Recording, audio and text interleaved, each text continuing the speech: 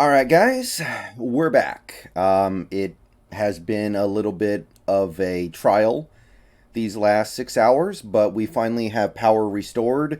I have done my best to catch up on the parts of the game that I missed.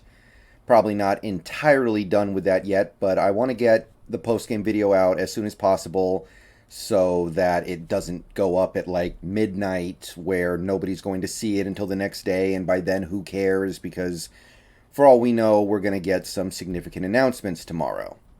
So I'm going to get this video up, I'm going to take care of some business, and then I'm going to stream for like an hour, probably starting sometime around I don't know, probably starting sometime around 10:30, maybe 11, and we'll go for an hour and we'll stream for another hour about this game tomorrow, unless something big happens that makes it impossible for us to think about this game at all. So thank you everyone for bearing with me. It was an unexpected hiccup. I had at least one video idea that I was going to post tomorrow morning that I'm probably not going to even bother with now because of this, but we'll make it through. We'll make it through. And okay, so this game, look, I'll say this. I like to try to be positive. I like to try to find the silver lining. So here's what I'm going to say. As of right now, it looks like the Seahawks are going to run it back in 2022. If you listen to the way the relevant pieces are talking about their futures in Seattle, it sounds like we're going to just bring it all back in 2022. And it sounds like that had been decided on independent of this game. Like, us losing this game would not have changed anything there. So, that being the case, knowing that we are going to run it back regardless, I guess I'd rather have a game like this than have a game where you get beat up, right? Have a game where you just look bad and nothing looks right. So, in the spirit of trying to be a little positive, I am happy that this Seahawks team, in what was a relatively meaningless game for them, but a meaningful game for the opponent, was able to do a lot of things right with this current regime and with these current set of players, this current set of players. Because if we're going to bring them back next year, and it looks like that's the direction we're leaning right now, then I may as well see some evidence, some reason to believe that it can result in good things. And that was a good team we beat out there today. That's a good Arizona team. Maybe they're a little overrated, but that's a good team. And we pretty much took care of business out there today. And without some big plays, this is a blowout. So, offensively, it was all around pretty good, right? And the only thing that I got a little tripped up on, I think, especially in the first half, that felt like a Pete Carroll game. That felt like Pete ball, where you ran the ball a lot, although you ran the ball very successfully, so obviously I can't complain about that. A lot of the passes are just shot plays. Some of them work, some of them don't. It felt in part like a Pete Carroll type of game. And you guys know I'm not a big proponent of that because I feel like we've realized the ceiling of that kind of an offensive attack. It's not high enough to get to where we want to go. However, that aside for a second here, there were some things in this game that I did like from a more Waldron-y perspective. There were some checkdowns, there were some short passes. The touchdown to Freddie Swain in particular was really good play design. That was something you didn't see very much in previous Seahawks seasons with other coordinators, where you get a guy just wide open because the way the receiver routes are conceived just kind of puts the defense in a bad situation. So I did like that. That stuck out to me. Other than that, most pieces of this offense honestly played well. It's amazing, actually, because this game starts and we give up an immediate sack, strip sack, fumble, touchdown going the other way, and you think it's going to be one of those games. And I don't know if Arizona had another play in the backfield the whole game. I know it was their only sack. I don't know if they had any tackles for loss in that game. I mean, they got some pressure on Wilson for sure. They got a little bit of pressure on him, but I don't think they had another negative play that whole game. And that's pretty amazing. That's pretty spectacular. And I got to give credit to all the pieces on this offense for making that possible. Without Gabe Jackson, the offensive line looks great. I don't know what that says about Gabe Jackson. I know Phil Haynes is a health risk, and we can't depend on him to play a full season. But to me, he looked every bit as good as Gabe Jackson has this season for this one game. So that's encouraging to me. We were able to get some run game going on the left side of the line, which has not necessarily been the case the whole season. We've been getting a lot of our big runs on the right side behind Curhan and Lewis. So it was good to see us run the ball on the left side. And look, you take 2 plays out of this game, and it's an all-around really positive experience. Now, those 2 plays, you can't just wipe them away. Both plays kind of, to me, came back to the same thing. Wilson's just holding onto the ball a little too long. And for the most part, this game, I felt like he did a pretty good job not doing that. He did a good job of moving in the pocket to avoid pressure and find a way to still make plays even when there was pressure. But those 2 plays in particular, I just felt like it's a 3-step drop. Get it out of your hands as soon as you hit the back end of the 3rd step. And he sees something he doesn't like, he doesn't do it, and he puts himself in a really bad situation. So when I said earlier that we saw the full 2021 Russell Wilson experience in this game, that's what I'm talking about. You see all the awesome stuff. He hits Lockett, beautiful touchdowns in this game, makes some nice plays to Metcalf, the Freddie Swain touchdown. Great scheme more than anything on that play, but still he hits it. He's got some plays where he keeps the play alive and then finds Travis Homer for a big play. That's a huge turning point in that game, by the way, him finding a way to get out of the pocket, find Homer, get it to him, and let him run for a big play after the catch. You also had the Gerald Everett drop, by the way. That should have been a touchdown. I know it's not an easy catch, but Everett should be able to make that catch.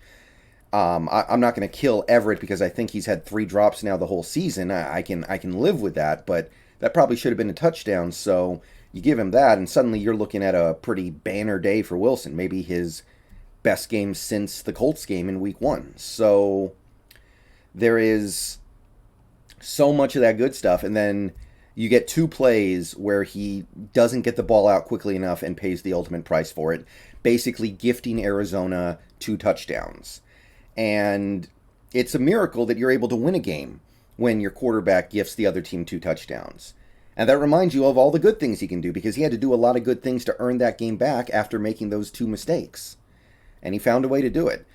And look, at the end of this season, I don't know exactly what it's going to be, but we'll find out tomorrow. But going into this week, the Seahawks were ranked, I believe, 17th in points scored. And after this game scoring 38, they're going to be in the top half of the league. They're going to be top 15. So for all that we hated watching this offense for a good chunk of this season, the end summation is that this offense is going to be better than average in terms of scoring points. And most of the points they got today, they did earn. Now, a couple of those drives were mostly Rashad Penny, sure, but the offense as a whole, they earned most of those points except for that one 10-yard drive. But point is, they did get it together here at the end a little bit. And hey, the defense, I'll say it again, they are the most frustrating good defense I've ever seen in my life. So many little things to just drive you crazy. Look, I'll say this for them. I'll say this for the defense. It's really hard for them right now because they don't have a lot of defensive back depth. So sometimes Jordan Brooks just has to cover a wide receiver and you have to hope it works out. Sometimes you get a linebacker on a receiver and you just have to cross your fingers that it doesn't get you killed. You know it's going to hurt, but you just hope you don't die, basically. But 30 points, 14 of those points are on the offense. So really you're talking 16 points allowed, and 3 of those points came in pseudo garbage time. I know Arizona got a little bit of a running game going today, but when you have Kyler Murray out there, it's almost impossible to shut the run game down. So I think the run defense held up pretty well. We didn't get killed in the passing game in any super obvious way. You're going to give up some catches to a Zach Ertz. You're going to give up some big plays to a Christian Kirk. But overall, I think they held up pretty well. The 3rd and 18 draw play to James Conner, where he picked up the first down, that could have haunted us in this game, but we found a way to recover from it. So, I mean, I still look at that and go, how the hell is that allowed to happen? But overall, we did a good job against the run. A lot of pressure on Kyler. Dunlap had an awesome game. He almost certainly is going to come back now. I think we can safely say that his issues this season have been mostly related to the turf toe. Poona Ford, great game. Little too late for him to start showing off his pass rush skills, but multiple sacks. Darrell Taylor had an offsides penalty, but otherwise I think he played good. He had half a sack and a pass deflection on, I think it was 3rd down. Sidney Jones, he was in there fighting on a couple plays. Josh Jones gets to play a lot in this game, and 10 tackles, a pass deflection early on, some good stuff from him. And I wanted to see Tanner Muse, I wanted to see Nigel Warrior, but I saw Josh Jones, and what I saw, not bad. Not amazing, but he held up. He wasn't getting targeted on every play for big plays. And it is frustrating that this defense doesn't make turnovers. This defense doesn't ever flip the game. Like the one turnover we had today was on special teams. So that to me is not really a defensive thing, but it is a pretty good defense. And given how much the offense hasn't supported them at points this year, you'll take it, right? Now, I will say this. To those of you who have been clinging on to our points allowed per game stat this year to try to defend our defense as being really good, after this game, after this week, our defense will probably not be ranked in the top 10. So, after a full season worth of narratives that the defense was great and the offense was holding everything back, the difference in ranking between those two units in points scored and points allowed is going to be virtually nil. The offense is going to be somewhere in the top 15, and the defense is going to be somewhere in that 11 to 15 range, I think. So, kind of weird how that works out. Now, I know these last 2 games came with us already eliminated, so if you want to diminish the importance of those games a little bit, then, I mean, I get it, but the guys are still out there fighting. The guys are still out there giving everything they can to produce good results. So maybe that's a sign. Maybe that's an indicator of what we might see if we decide to keep the band together in 2022. I don't know. But after a full season of people getting a little too excited about our points allowed per game numbers, it's kind of interesting to me that at the end here it has completely collapsed. We've given up almost 30 points in the last 2 games, and it's not even top 10. So, I don't know. I understand that we're probably running this back. I understand that I think Pete's staying. Pete said today that he has no doubt in his mind that he's staying, which, I mean, we'll see, but I don't think he would say that if he didn't feel that way. To me, what has happened at the end of this season with the way the defense has played in some of these final games has made me start to question: are we sure we had the poor hung out to dry defense that we were kind of assuming narratively most of this season? So there is a flip side to that, and that is that this offense, which was really hanging at one point this year, and everybody was, people were going after Wilson, going after Waldron, going after the offensive line. We are seeing some much better results lately. And if we do decide to keep a lot of this stuff in place, which, again, seems like the way we're going, I guess we can hope that that carries over. And that if we bring back Wilson, it looks like the quarterback that he was these last 2 weeks overall. I can live with the occasional mistake if you're going to put up around 40, 50 points every game, of course. So that's about all I can say for this one. I don't couple of lingering last minute thoughts would be I don't know what the hell Arizona was doing on their last drive. I don't know why they were taking their time like that. I almost felt like Arizona was throwing the game, but they actually had stuff to play for, so that doesn't make any sense. But yeah, that's really about it. I want to review some stuff to see how Jake Curhan played. Obviously, I don't think he could have played badly. We ran for over 200 yards, and Wilson only got sacked one time. But I want to see how Curhan played. My instinct is that he didn't play amazing, but he played pretty well. Near the end of that game, I did notice that we were running the ball on the right side a lot, which indicates to me that we know that that is the side where we make our money. And there's a couple other things I want to take a look at from this game before I say anything super definitive. But overall, there was a lot to like. If we are indeed running this back next year, then you can look at what Wilson did today and be like, hey, if he can do that in 2022, we might have something. You can look at our running game and go, hey, if we can have that kind of running game, then maybe this Pete Ball stuff can actually produce a winning team. You can look at the defense, which it's not perfect, but overall they did play a pretty good game today.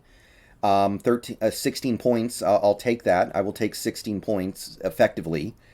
And you can go, okay, if we don't come out sleepwalking like we did the last two seasons in the first 6 to 8 weeks, then maybe we have something. But it's going to be a long time before we find out about that. These next 24 hours are huge, obviously. If something doesn't happen in the next 24 hours, then the odds of it happening at all are low. If it doesn't happen in the next 72 hours, then it goes to virtually nil.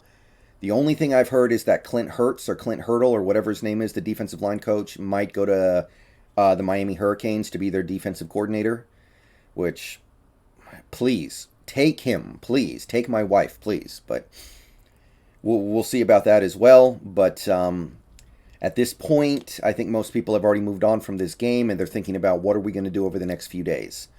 Who's coming back, who's staying, and I'm going to go live in a little bit here for an hour, but I think a lot of the questions and comments are going to be about that more than this game. But hey, it was a good game. We did a lot of positive things.